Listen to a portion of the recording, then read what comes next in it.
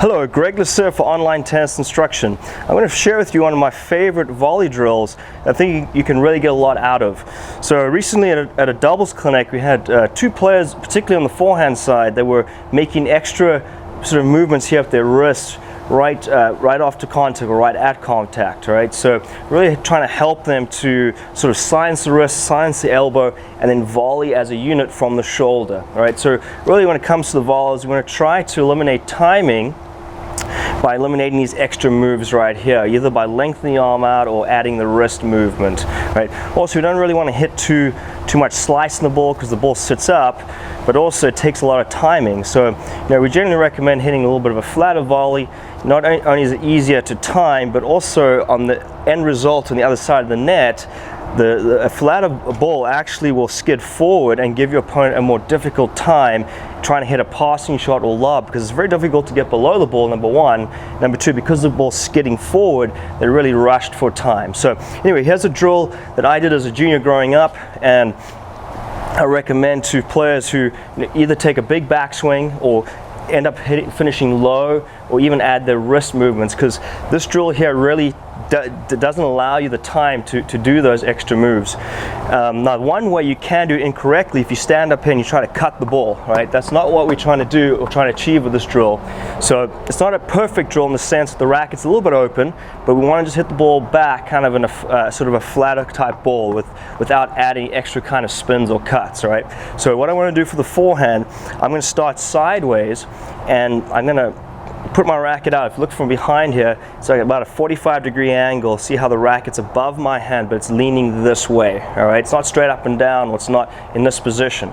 So that's what I mean by 45 degrees. And you see how there's a nice gap between my upper arm and upper body. I'm going to start sideways here, and I just want to keep hitting forehand volleys up against the wall here. Notice how my left hand's out in front. I'm doing this over and over, and I'm playing from my shoulder. So if I had to make any extra movements, so if I took a big backswing, I would be late in the shot, right? Or if I finished down, I wouldn't be able to get my racket up in time. But also, it's very difficult for me to add extra wrist movements. It takes a lot of great time to be able to do that. So it really helps to isolate this movement playing from your shoulder. You'll notice also I'm starting with one of these orange balls. It just gives me a little more time for the ball to come back, all right? So certainly you can progress it to a newer ball. Starting it up is the most difficult part. So just want to hit the ball up here and then just try to control it from my shoulder. I'm not trying to kill the ball, so using soft hands here, and you'll see how the racket's barely moving, but I'm just giving it enough stability at the contact point, right? Now, when I first started doing this drill, it was difficult, right? I wasn't able to keep more than 3 or 4 volleys in a row. So just build up slowly, maybe try to make 3, 4, 5, and then build the number up. Then when you get tired in your forearm, and you'll feel it, then all you do is switch over to the other side and do backhand volleys. Now on the backhand volley, I recommend that you get this arm straight here, relatively straight, and you're going to play from your shoulder. But notice again, where my racket head is, it's above my hand, and it's angled about 45 degrees. So it's not like this, it's not straight up and down, it's about 45 degrees. But I'm trying to get as close to vertical at contact as possible. So again, the difficult part is getting this started.